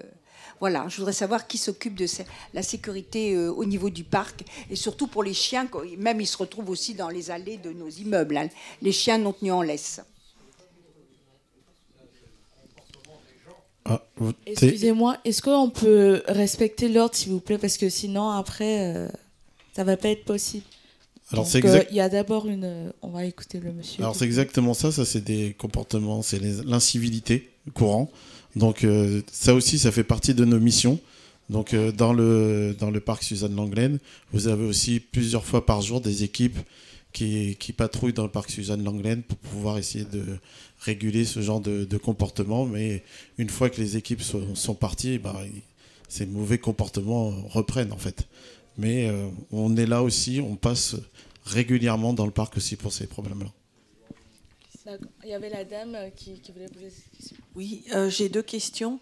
Est-ce que c'est prévu, par rapport à la cité des frères voisins, de remettre ce qu'on a eu il y a plusieurs années, un petit bureau d'îlotage qui était assez utile, parce qu'on a énormément de groupes de jeunes peu fréquentables. Et si vous êtes conscient que dans notre cité, il y a un énorme problème justement avec ces groupes qui font du deal, qui dealent de la drogue, tout le monde sait où ils sont, à la vue de tout le monde. Et il y a beaucoup d'insécurité dans la cité parce que ce sont les mêmes jeunes qui viennent frapper à vos portes pour cambrioler. Donc il y a un problème. Et ces jeunes sont en partie aussi depuis l'autre groupe d'immeubles qui est à côté de l'Aqua Boulevard. Tous ces jeunes se mélangent. Et donc il y a très longtemps, je ne sais plus si c'était il y a 15 ou une vingtaine d'années, il y avait un îlotage, un petit bureau avec de la police qui venait régulièrement. Donc ça, on a vraiment besoin parce qu'on est une cité énorme. Alors ça, et donc les dealers et tout ça. Merci. Les problèmes que vous mentionnez, ça c'est des missions qui sont dévolues à la police nationale, mais on fait quand même des missions conjointes avec eux. Et nous, on a 2 missions par semaine, 2 missions conjointes par semaine justement sur le secteur avec la police nationale. Vous disiez que vous saviez exactement où ils étaient, mais où ? Alors, il y a un bureau de dealers, là où il y a tous les ateliers. On a une terrasse au-dessus du parking qui déborde dans des ateliers qui redescendent avec un grand monte de charge. Il y a un monte de charge, et eux, ils sont là. Alors, ils sont un peu moins là depuis quelques temps parce qu'il y a eu plusieurs descentes de police. On les a vus. Mais ils sont là. Des fois, ils font le barbecue. Ils organisent les soldes avec tous les clients. On sait où ils cachent leur drogue. On les voit aller dans des interstices d'immeubles chercher la drogue. On les voit prendre le billet. Enfin, ça l'a vu tout le monde. En tout cas, vraiment, s'il y a un élément que je peux vous dire, c'est n'hésitez pas à appeler la police quand vous voyez ce genre de choses. Je sais bien on a tous très peur parce qu'il y a des groupes qui font vraiment des menaces, donc on a peur. On ne peut pas appeler. Mais en fait, le problème, c'est que si vous n'appelez pas, la police n'est pas au courant. Et donc, enfin, voyez ça l'a vu tout le monde. Alors, en fait, ce qu'il faut que vous fassiez, c'est normalement, vous avez des référents sécuritaires dans vos résidences. Donc, ce qu'il faut que vous fassiez, c'est en parler à vos référents sécuritaires parce que tous les mois, on a des réunions avec la police nationale et justement, on évoque ce genre de sujet. Et lorsqu'on arrive à leur donner précisément, enfin avec une assez bonne précision, où on peut trouver justement ces caches, où est-ce qu'ils se positionnent vraiment, où sont vraiment les points de deal, et ben la police nationale intervient plus facilement en fait. Après, si vous avez effectivement eu des descentes, c'est que déjà ils sont, Oui, ils sont bien voilà, au courant. c'est ça. Mais nous, en tant qu'habitants, on a peur. Donc nous, on ne parlera pas. Vous savez comment c'est de vivre dans une cité, les gens ne parlent pas, on a très peur.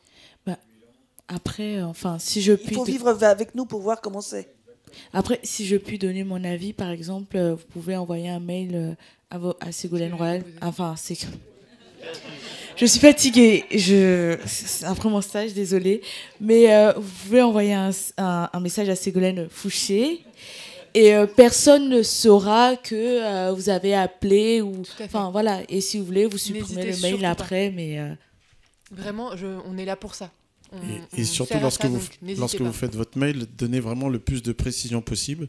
Parce que lorsqu'on fait justement nos rendez-vous avec la police nationale, vos référents de quartier, ça arrive très souvent, ils ont toutes les précisions que vous avez données et ils les donnent.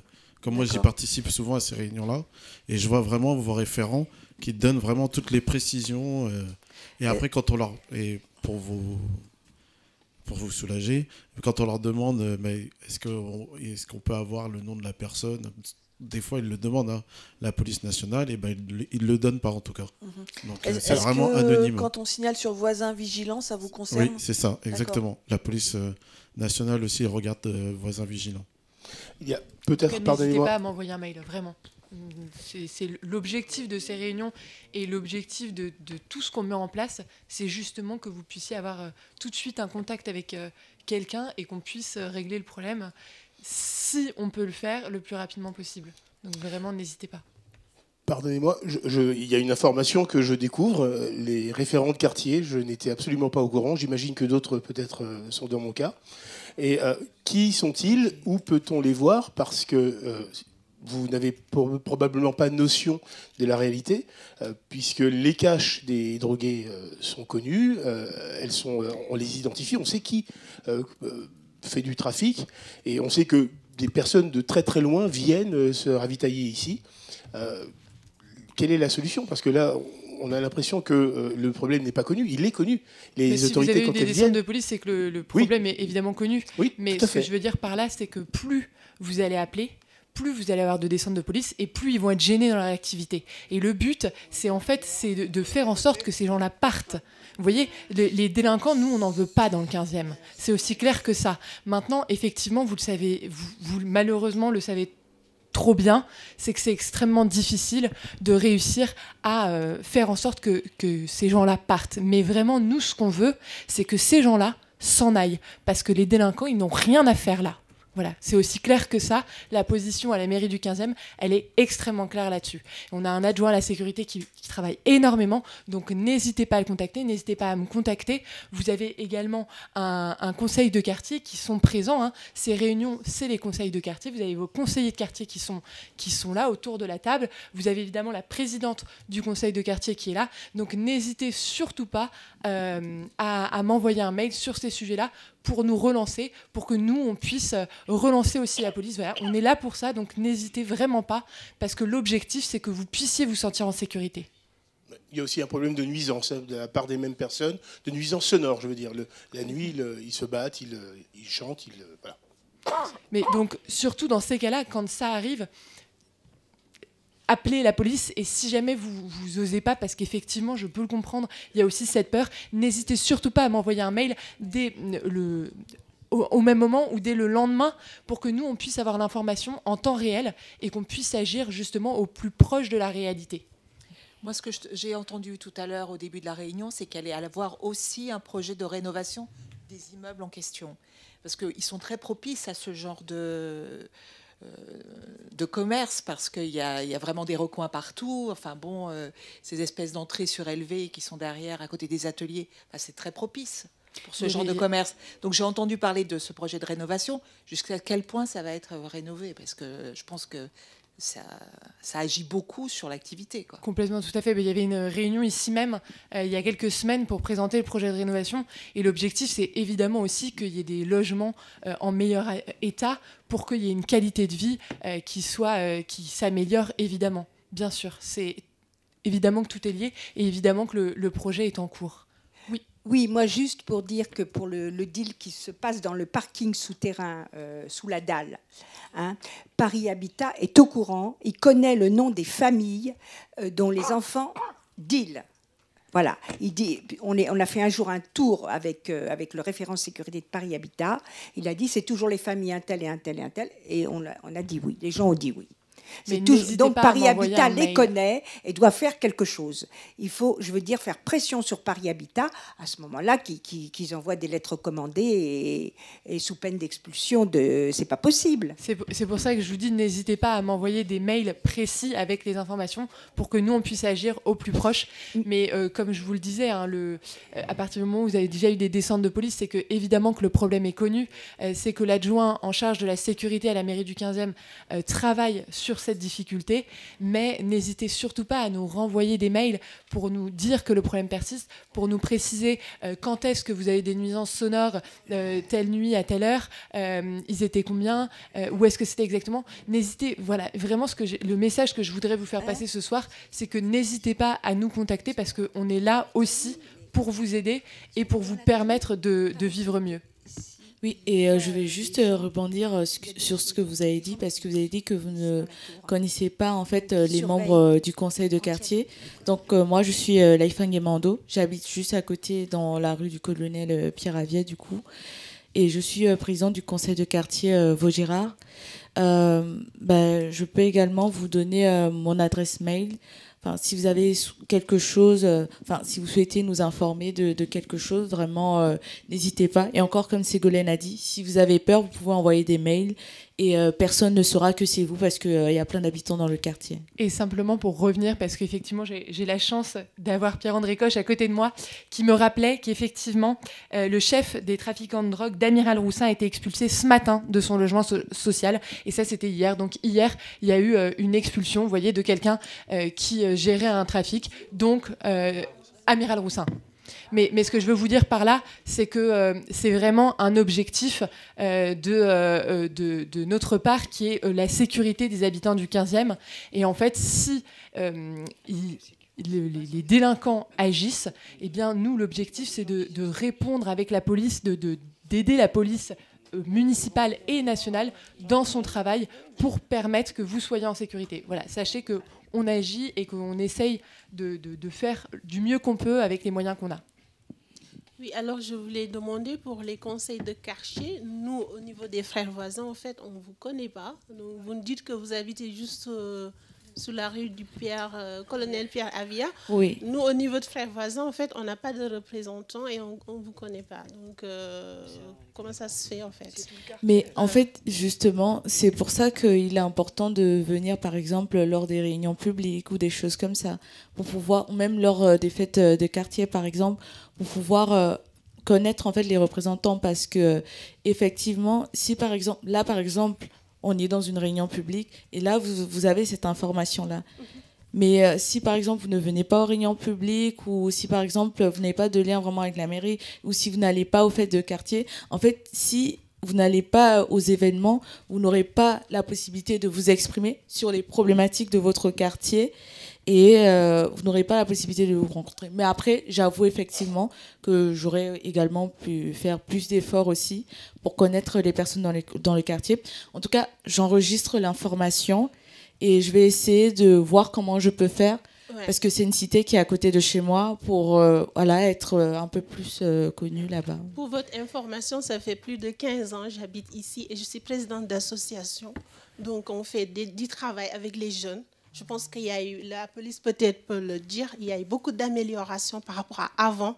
C'était tout le temps des rues, c'était vraiment difficile. Donc, on fait un travail extraordinaire. Le maire nous connaît. Je travaille avec lui. Donc, moi, je ne vous connais pas personnellement. Et franchement, je pense qu'au niveau des frères voisins, il devrait y avoir une représentante ou un représentant concret qui fait le tour pour vraiment être là tous les jours et voir ce qui se passe. Après, vous savez, Voilà. le conseil de quartier, Ouais. vous avez le collège des habitants. Le collège des habitants, c'est donc des habitants qui se sont proposés pour faire partie du conseil de quartier. Et ensuite, il y a un tirage au sort sur le nombre de personnes qui se sont présentées comme volontaires. Donc, si j'ai un message pour vous, mais aussi pour toutes les personnes qui sont dans la salle, c'est n'hésitez pas. Donc, c'est des mandats de 3 ans à partir du moment où vous êtes à partir du moment où vous êtes tiré au sort. Et donc, du coup, n'hésitez pas. Là, le prochain, ce sera donc à partir de 2026. N'hésitez surtout pas à vous proposer en tant que volontaire pour faire partie de nos conseils de quartier. J'aurais une suggestion à ce propos, puisqu'il y a manifestement un manque de notoriété. Il y a une appli, il y a des moyens de communication dont dispose Paris Habitat. Pourquoi nous ne sommes pas informés par ce biais de l'existence de ces référents de quartier et de ce référent de la cité? Vous êtes au courant des conseils de quartier puisque vous êtes là ce soir. Alors, les conseils de quartier, c'est une chose, et précisément, la communication pourrait être la même. Je l'ai reçu dans ma boîte aux lettres, alors que je n'ai jamais eu d'informations sur et vous avez aussi le journal du 15e, c'est écrit dans le journal du 15e, c'est également écrit dans la newsletter, si vous êtes abonné à la newsletter de la mairie du 15e. Donc nous, on essaye évidemment de vous transmettre l'information. Là, comme la réunion était ici, eh bien, on a boité autour du lieu de la réunion publique. Et c'est pour ça que vous êtes là ce soir, c'est parce que vous en avez entendu parler. Donc nous, on est affiché dans l'immeuble, c'était aussi, ça peut être dans la loge du gardien. Enfin, il y a plein d'autres possibilités, si vous voulez, de mettre, c'est grâce à ça que vous avez été au courant de l'existence. Non, pas vraiment, non. Vous savez, il y a aussi des échanges dans les ascenseurs. Ça peut être, c'est monsieur qui m'a informé de cette réunion. Et monsieur a été au courant par... Alors, mais peu importe. Non, mais vous voyez ce que je veux dire, c'est aussi... Oui, il y a quand même un déficit de communication. Bah nous, on l'a mis dans le journal du 15e, on l'a mis dans la newsletter de la mairie du 15e. C'est un petit peu difficile de faire plus. On a boité dans les immeubles autour. On a vraiment essayé de tout faire. Mais si vous avez des idées pour nous permettre de développer davantage, nous, on est preneurs. Sachez également que ça a été sur le compte Facebook de la mairie du 15e. Ça a été également sur le compte Twitter de la mairie du 15e. Donc, voilà, on essaie de passer aussi par les réseaux sociaux désormais. Mais bien sûr, si vous avez des outils supplémentaires pour vous permettre de vous toucher, nous, on est toujours preneurs. Je pense qu'il vous faut des personnes relais, des personnes vraiment qui travaillent que pour ça, en fait. Eh bien, venez me voir à la fin. Pour l'information, parce que là, c'est la fête des quartiers. On a dû quitter pour venir. J'ai beaucoup insisté à demander au maire, est-ce que vraiment il y avait une réunion? Parce que personne n'est au courant, en fait, vous voyez. Donc, manifestement, là, quand la même. cité est remplie derrière moi, personne n'est au courant de cette réunion. Et je vous dis, moi, j'ai l'information par le maire, mais personne n'est au courant. Donc vous avez déjà eu l'information par le maire, donc vous êtes j'ai finalement le référent du quartier. J'ai vraiment insisté pour savoir, c'est vraiment, est-ce que c'est aujourd'hui, parce que c'est bizarre. Voilà, il y a la fête des quartiers, là, il y a plein de monde derrière. Voilà, donc en fait, on va dire qu'on n'a pas les informations en temps réel. Voilà. Est-ce qu'il y a une autre question dans la salle? Oui. Oui, simplement ce qui m'arrangerait, moi, il y a des personnes qui ne peuvent pas se déplacer parce qu'elles sont handicapées. Simplement, il y a dans les halls d'entrée, il y a tout un espace d'affichage. Moi, déjà, il faut avoir la possibilité d'utiliser un email. Vous savez très bien qu'ici, au niveau de l'Internet, moi, je n'ai pas eu pendant un an, Internet, parce que ça avait été complètement saboté. Donc, est-ce que vous pourriez simplement revenir un peu au papier? Tout à fait, mais alors tout le monde puisse avoir l'affichage, parce que c'est devant les portes Tout d'entrée. à fait, mais vous savez ce que je vous propose, c'est que la dame au premier rang puisse se lever et montrer ce qu'elle a dans la main. Elle a un papier, elle a le journal du 15e, et le journal du 15e, c'est un papier. C'est un papier qui est disponible à la mairie, c'est un papier qui est également boîté dans un certain nombre d'immeubles, et c'est un moyen de faire passer l'information à ceux qui n'ont pas Internet. Donc, alors on essaie de le boîter dans les... Alors en fait, ça dépend aussi des endroits, parce que je sais qu'il n'y a pas... Le journal n'est pas distribué, enfin n'est pas imprimé autant que d'habitants, parce que forcément il y a des questions aussi d'écologie, et donc on ne peut pas se permettre non plus de l'imprimer, mais on essaie en tout cas de l'imprimer. On est également sur les marchés, on le distribue sur les marchés. Le samedi matin, vous pouvez nous voir sur le marché. Le dimanche matin, vous pouvez nous voir sur les marchés. Donc on essaye de distribuer l'information au maximum. Mais alors, je note le point que vous On l'avait régulièrement avant et c'est fini maintenant. Donc on est complètement zappé du 15e. Alors, non, vous n'êtes pas zappé parce qu'on est là et on vient vous voir. Mais je note l'information et je vais la faire remonter aux personnes idoines pour que vous puissiez, si c'est possible, que le journal soit boîtier à nouveau. Excusez-moi, mais quel que soit dans le quartier Vaugirard, par les expositions, c'est moi. Je ne vois pas qui parle. Je suis là. Je conseille. Donc, effectivement, ce n'est plus distribué dans l'ensemble du quartier, pratiquement. Que ce soit au nord, au sud, chez vous, c'est pareil. Parce qu'en fait, à partir du moment où vous le recevez par Internet, déjà, vous ne le recevez plus par papier. Bon, ce qui est un petit peu logique. Hein. Donc, d'autre part, ce que Ségolène n'a pas précisé, c'est que ces conseils de quartier sont enregistrés et que vous pouvez les revisionner depuis le site de la mairie. Donc même si vous ne pouvez pas vous déplacer, vous avez au moins la possibilité de revoir les conseils de quartier, quels qu'ils soient dans le 15e, et également le conseil d'arrondissement d'ailleurs, qui est toujours très intéressant. Voilà. Donc il y a cette possibilité. Alors peut-être qu'on peut comprendre que vous ayez des problèmes d'Internet, ça peut malheureusement arriver à beaucoup de gens. Mais si vous avez des voisins compréhensifs, peut-être que vous pouvez à plusieurs vous regrouper, faire un visionnage, d'ailleurs commenter, ce qui permet d'alimenter, puisque vous avez le mail de Ségolène, d'alimenter éventuellement vos prochaines questions. Tout à fait. Écoutez, vraiment, je note le point que vous ne recevez plus le journal et je vais le faire remonter. Je note aussi l'information que vous aimeriez avoir un référent.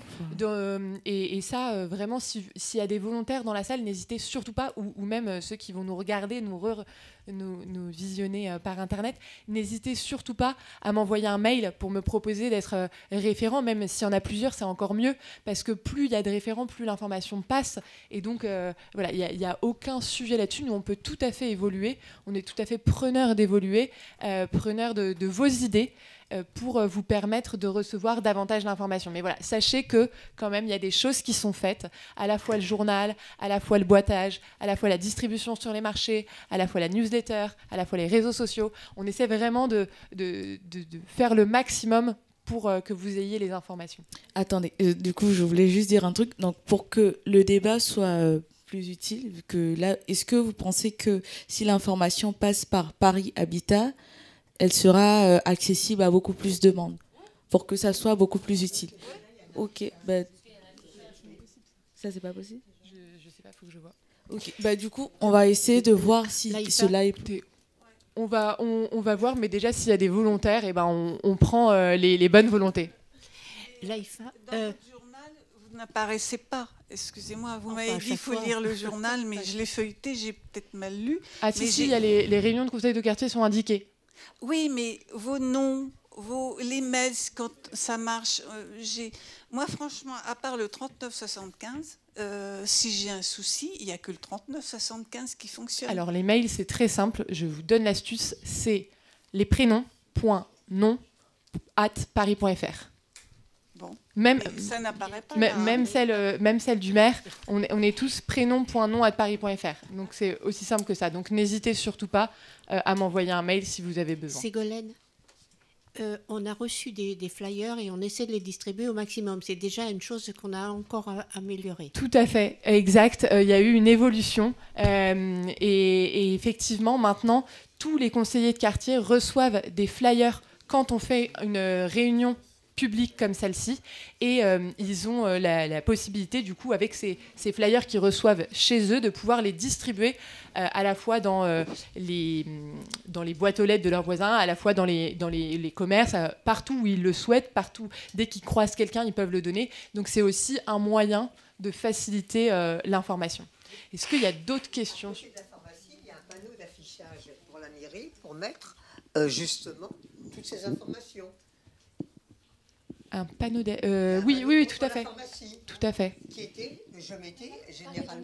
Je mettais généralement toutes les affiches et les conseils de quartier, tout le monde était au courant parce que je mettais tout ce qui était là. Il faut que ça soit fait, que les gens puissent les lire. Surtout qu'ils vont tous chez le pharmacien. En fait, on passe tous par chez le pharmacien. Est-ce que vous avez d'autres sujets qui sont peut-être plus liés à la sécurité, puisqu'on a la chance d'avoir la police municipale qui est avec nous? Oui, monsieur. Alors c'est très simple, pour ma part, je suis au 32 colonel Pierravia. J'ai moi-même fait une main courante parce que dans notre immeuble, on a quelqu'un qui cultive du cannabis et je suis importuné par les odeurs qui reviennent par les VMC. Je me situe au 4e étage et j'ai des remontées qui sont au 3e étage et au 2e étage. Donc je me suis permis moi-même de mener mon enquête. Et comme par hasard, ça c'est une quinzaine de jours. Et voilà que ça recommence. Donc je soupçonne une personne. Mais j'ai discuté avec un officier de la police judiciaire.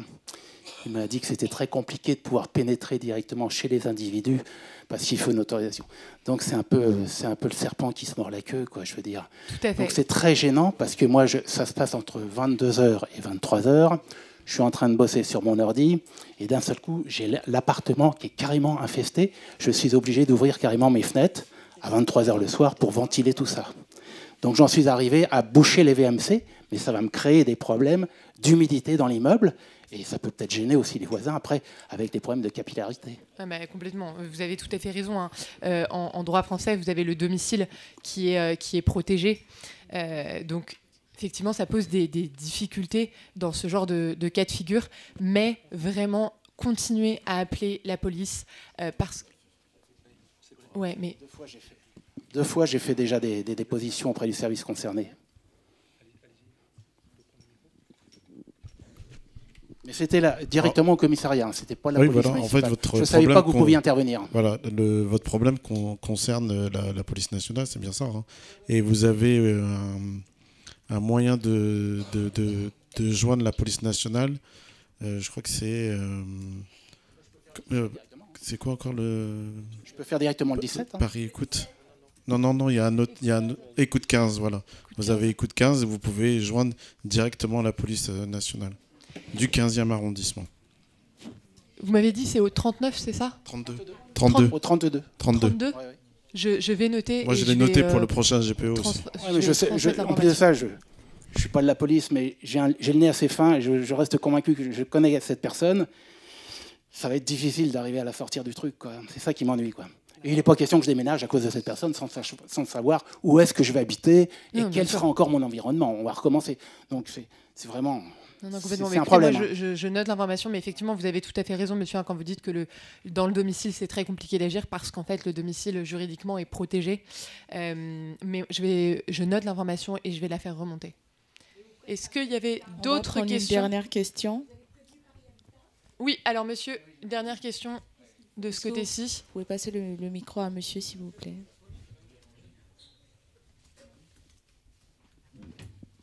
Effectivement, moi je rebondis, je suis au 32 aussi, mais moi la problématique que je pose ici, c'est par rapport aux véhicules qui stationnent. Il y a une espèce de terrasse qui est là. Tous les week-ends, là aujourd'hui, vous venez par exemple, à partir du vendredi, toute la nuit, il y a des voitures, il y a des motos sur la terrasse. Je ne sais pas s'ils ont le droit de passer toute la nuit là. Par exemple, quand la salle, la Palmeraie, il y a des événements, c'est bondé de voitures. En cas de problème, je ne souhaite pas d'incendie par exemple la nuit, les pompiers ne peuvent pas accéder. Sans compter qu'il y a beaucoup de motos qui sont là. Je ne sais pas si c'est la police municipale qui peut s'en occuper ou bien si c'est la police nationale. Parce que là, vraiment, c'est un sérieux problème. En cas d'incendie, nous, on est vraiment très emmerdés. Alors là, c'est une mission qui est vraiment pour la police municipale. Donc si vous avez ce souci-là, je vous encourage à... C'est qui a pas... Ah oui, pardon. Donc je vous encourage à faire le 32-75 et à dire que 39-75 et à dire que vous avez des véhicules en stationnement gênant. Ou sinon, vous pouvez aussi faire dans ma rue des DMR, faire le signalement aussi en DMR. Et ils dépêcheront une équipe pour pouvoir faire enlever ces véhicules. 39-75 ou sinon un DMR, un dans ma rue. Dans ma rue, c'est une application où vous pouvez signaler tous les problèmes que vous avez sur Paris et notamment les stationnements gênants. Et là, ça arrive directement chez nous et on envoie un équipage. Oui, je voudrais simplement apporter une précision. DMR, donc dans ma rue, l'application, ça sert effectivement à signaler des problématiques de stationnement, mais ça permet aussi de signaler tout ce qui est dépôt sauvage, problème de propreté, encombrant, parce que c'est un grand sujet sur la propreté. Ça permet également de signaler dans la voirie quand il y a des trous, des nids de poules, etc. Enfin, tout ce qui peut représenter un danger ou un dysfonctionnement. Par exemple, des lampadaires qui ne fonctionnent pas. Parce que bon, il y a des systèmes qui nous permettent d'être alertés, mais pas tout le temps. Donc dans ma rue, ça sert à beaucoup de choses, pas uniquement aux problématiques de stationnement. Voilà, merci. Bon, merci beaucoup à tout le monde pour votre participation et pour vos questions. Mais bon, nous allons devoir... On va devoir terminer. Donc, merci à tous pour votre présence et nous vous souhaitons une agréable soirée.